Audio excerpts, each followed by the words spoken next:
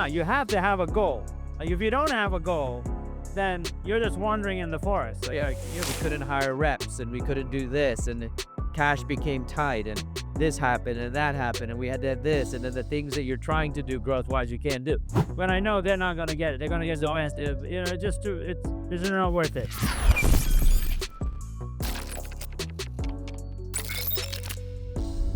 You can't just have money. Because remember our first conversation were around, well, what's your team? Yeah. And how far can your team take you to where you want to go? Right. Ultimate. Right. Because the true leverage comes from building that, the knights of the round table. Yeah. The management team. Management team, so that, you can dream on the bigger stuff. Right. That just takes time. But if you're moving forward while you're building and you're doing all that, then it's perfect. I think if you look at the transition, and then life throws you the transition, whether that's Neil switching up. Yeah, I mean, if you look at what I've done in just the last 2-3 years with the people side, I mean, it was exponential. There's a lot of effort and time invested in that, which is really paying off now, right? It is, and then when you go through a crisis management exercise like you had to, then the caliber of the team starts to show itself by definition. Then you know your actual state. Yeah. Because when everything's fine and hunky-dory, you don't really know the true depth of your team because it hasn't been tested in live fire. Right. Yeah. Yeah, when everything's good, everybody's riding in the level to the party. Yeah, it's all working. Yeah. So that's kind of sets the stage as to, as I'm thinking about things, whether it's about business, whether it's about life, we talk about who's in the foxhole with you, right? Yeah. But it's all about, at the end of the day, who do you want not quite in the foxhole, but now on the plane with you. Yeah. Now that you're elevating and moving, everything starts. I mean, we've been in hand-to-hand guerrilla warfare trenches. That's where you tested out the fog, though. Yeah. When you get on a plane, now it's by choice. Right. You really can choose. Who's your Ocean's 11 or your Knights of the Round Table? Who do you really want with you to go on this journey? Yeah. And you can't start your next life without determining the composition of that core group. Yeah, so true. Yeah, because then you end up in trouble and you get bad advice, right? And that's where, you don't build generational wealth because then the next generation destroys it. Yeah. But you're not thinking in mentality of, okay, on my nights include my kid. Okay. And it's not efficient for them to go off and start to scratch again and then write up. No, that makes no sense. Yes, they have to go prove it. They have to be battle tested and all that stuff. But they're on the plane. Yeah. And teaching them the responsibility to leverage opportunities, to leverage the responsibility that comes with it. All of that is a part of it. But again, that's how you're thinking 30, 40, 50 year. Yeah. So, but that's an important thing, right? So I think one of the most important things that I did was to surround myself with people like you that are not thinking 6 months, 1 year out. yeah. Because sometimes when you're in the trenches, like I'm in the trenches, I'm just looking at the next 3 to 6 months sometimes. Yeah. Right? And then, then we talk and you're like, hey, no, dude, if you got to look, hold on, let's look at 10, 30, 20, 30 years, right? Yeah. So even now with all this stuff that's happened in the healthcare space and Change Healthcare and all this other stuff, if I look even 3 years from now, it's like, wow, It's drastically. what a different picture. So it's funny that this module applies from day one, right? So when you first start out, you can barely think beyond the day. Yeah. Yeah, you live in day to day. Yeah. Which is fair. Yeah. And so when we talk about it in concept and think about 30 and 40 years, Yeah. so a lot of the younger crowd, it'll be like, well, what the heck are they really talking about? Like, I'm still trying to make ends meet. Try to get through Friday. Right. And so my measuring stick was how many days ahead am I? How many days ahead am I? Meaning, I know I can get through Friday. I now know I can get through next week. Right. Then it became, hey, I know I can get through this year. So getting the rest of the year as leverage, that's when I knew I was starting to make forward progress. That, okay, I can do the stuff I need to do, you know, and now I can look a little bit ahead because I'm good. I got 8 months that I can get ahead on Yeah. and use that 8 months to get ahead 12 months. If you have that mentality and it starts hour to hour, day to day, week to week, month to month, then year to year, then automatically as you evolve and you grow, the day becomes a year, the year becomes a decade. Right. The mentality has to be in there from day one, Yeah. because everybody's talking about today, right? Which I get. And so I was like, look, I got to deliver for today, but nobody's helping me plan for tomorrow. Nobody gives it except me. Right. So how much time am I gaining? And when I've got that time, I better leverage that time. That's when we talk about the Gen Z or the millennial malaise, is they want to, you want to enjoy that time versus thinking about the next day. Right. And I think you can do both. Look, I've never, in my career, I never felt I was compromising, for tomorrow necessarily and having a great time in the grind. There's a lot of stuff in social media, but you just got to grind it out. You got to tough it out. You do. But if the mentality is, I'm enjoying my grind, then guess what? You buy another extra day or two. Yeah. Because you're not like behind, you're not getting beaten down by life. No. Ultimately, when you really think about it, there's a two-pronged measure. How much money do you have in your bank account? And how much time do you have? Okay? So now we're talking about the practicality of a dollar for the day and a day for the moment. And then you start to get philosophical. What is the condition of your body? What is the condition of your soul? What is the condition of your unit? Those all things add either money or time. Right. Because your reservoir fills up, you got a lot of love in your life, you got more time. Right. You make money work for you, you got more money and time. Right. I've always thought about it in those calibrations as my measuring sticks. No, it makes sense. Now, you have to have a goal. Like, if you don't have a goal, then you're just wandering in the forest. So, yeah, you're going nowhere. Yeah. I'm not saying these are mutually exclusive. I know, like, ultimately, I knew where I had to head, right? I didn't know the path. I didn't get too fixated because I didn't know what life's going to throw at me. So I was like, okay, I don't have to head to the other side of the forest. And all I need to know is, did I end the day better? And do I have more time tomorrow to hack down more tree? Right. Okay. And whether I get to the end of the forest in a year or 3 years is less relevance, so long as I'm moving forward. And moving forward can happen in many different moves. So you look at the situation today. You got Change Healthcare. You got all this stuff. You're sitting there, but you know what? You were moving forward. This is what we talk about all the time. And you find out the caliber of your team. You figure out the next move that you're going to make when you come out of it. Like, you weren't sitting around waiting for somebody to hand you a check and say, okay, you're all clear now. Yeah. No. Even though you feel like you are. Even though you are, you feel like that's where our DNA, growth's DNA, fighter DNA really comes out into play. Yeah. And when you really hear anybody, You have to almost embrace it you do. because you feel abnormal, right? Because you feel like, again, you're from like, and it's hard to have that conversation with people because most people are like, yeah, but hold on, but what's changed for you? Are you not able to eat? Are you not able to pay your rent and things like that? Well, no, not that, but you can't grow. You're stuck. We couldn't hire reps and we couldn't do this and the cash became tight and this happened and that happened and we had to have this and then the things that you're trying to do growth wise you can't do, right? And that is that's a real thing. It's like catching the flu. And then, but if you have that growth mindset, Yeah. yes, you're frustrated because you're used to momentum. And it doesn't turn off. It doesn't. No, you feel it every single day.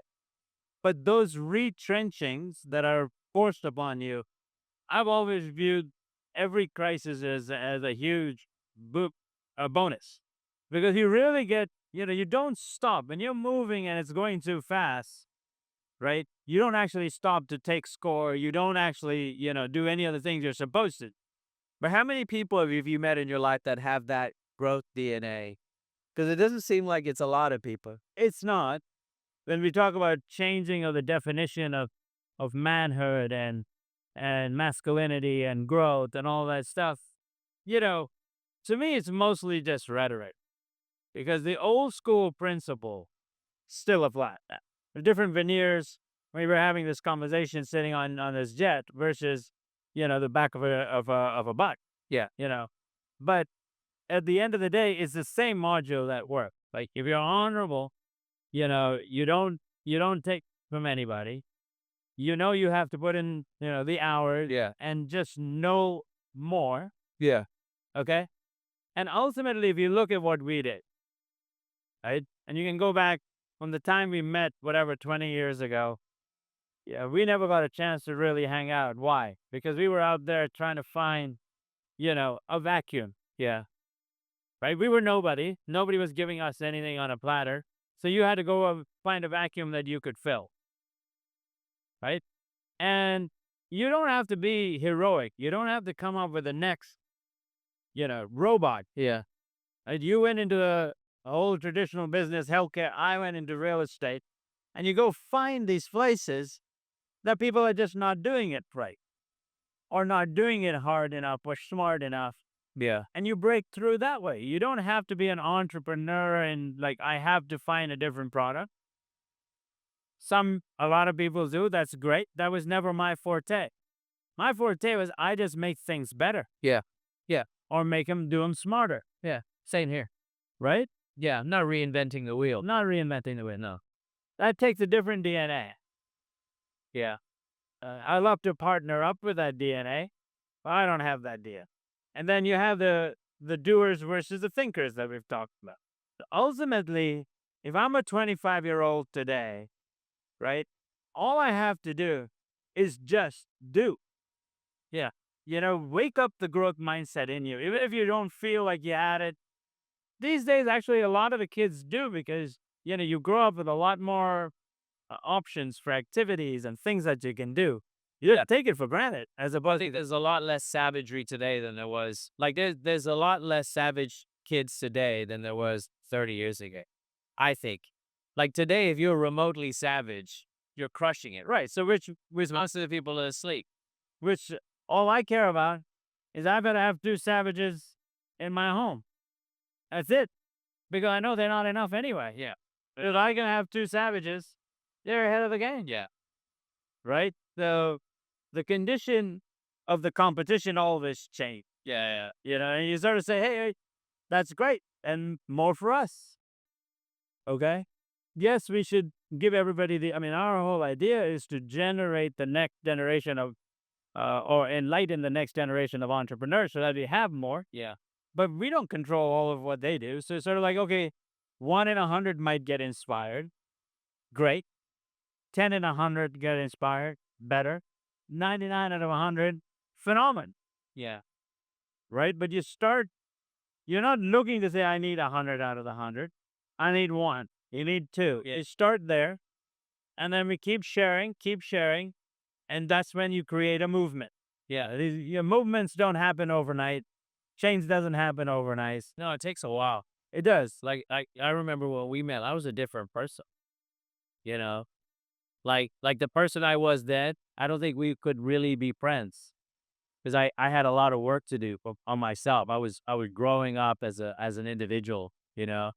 Like my viewpoint now versus 20 years ago or 15 years ago, I mean, oh, different. You look really that changed. I think that I realized, like, I think before I always made the mistake of not granting importance in to other people as much and coming from a point of those kind of like neediness. And it was something I didn't like that I feel like I put off, and so I had to, when I identified that for myself, I got rid of that. I was like, this isn't me. I saw it somewhere and I used it almost kind of like a valence, a skin that wasn't my skin, And so I got rid of that, and then everything started to change for me. Well, I'll go one step further, okay? To be blunt, 20 years ago, you were intolerable. Yeah. Right? Yeah. Because you had created a prison for yourself. To your point, you were not really receiving information from others. No. You were coming with, it was great to have a chip on our shoulder, great. But to have that chip keep you captive, Yeah. not great.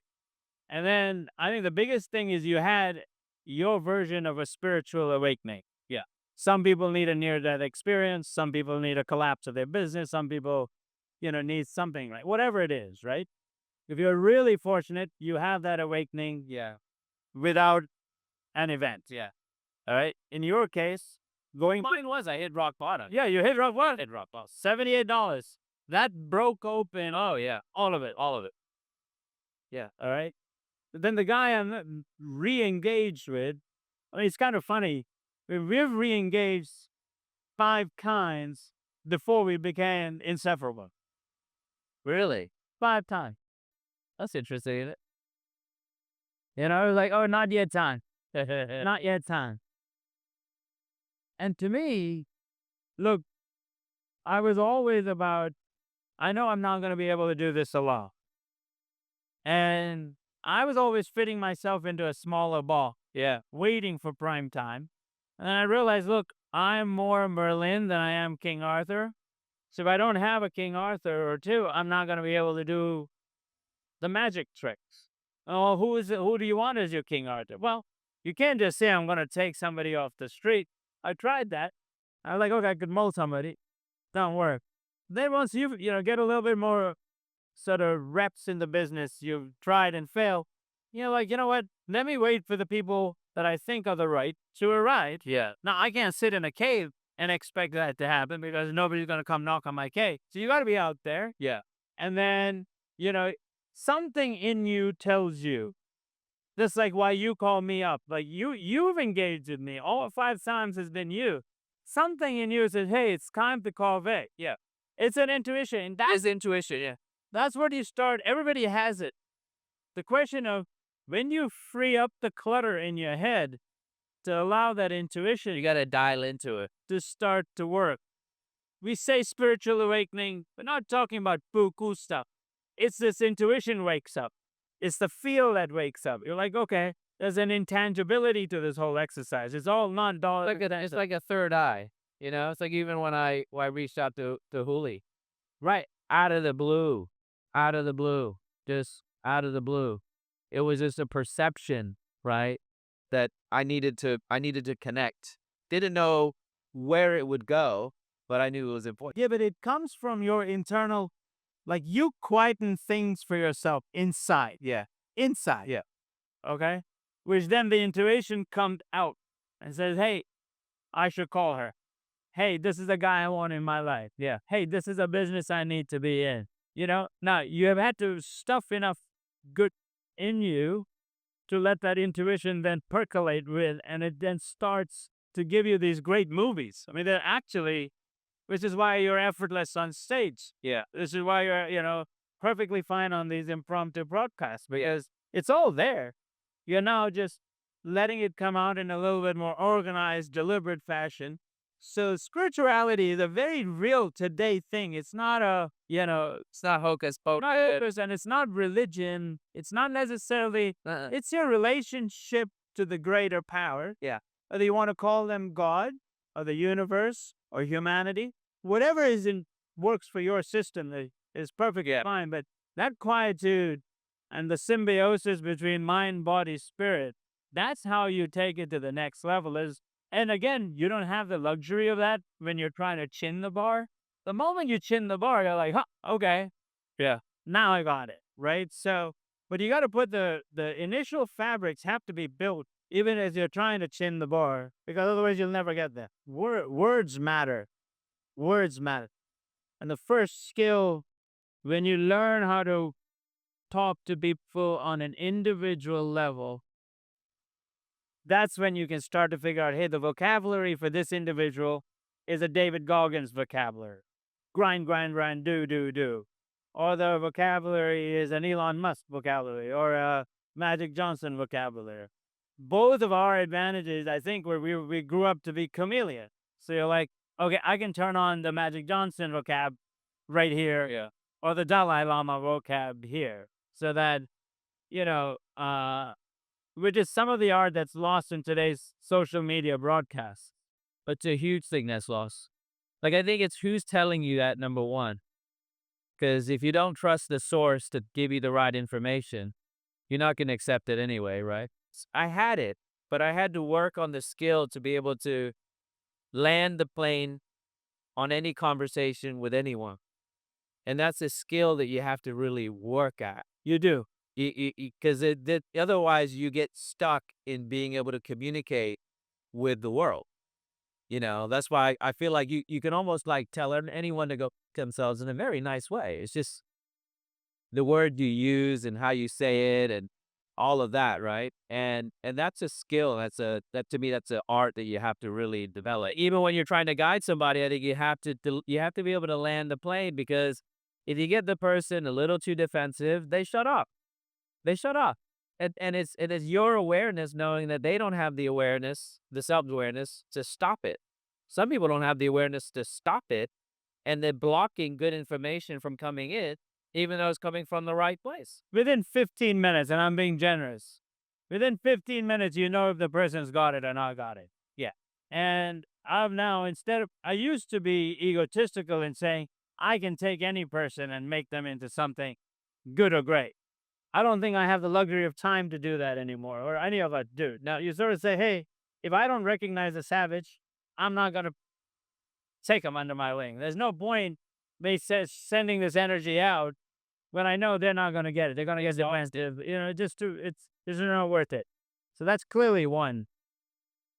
But the concepts are, you have to recognize, now flipping it back again to the youth. You have to understand, firstly, what is your natural potential?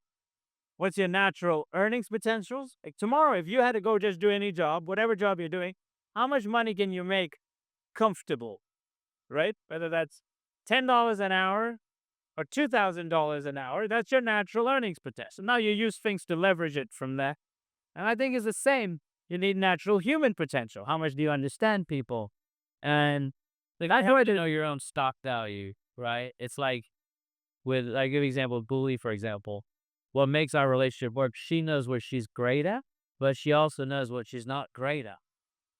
Right? Which is the first thing. The first thing is to understand, what am I not? Yeah.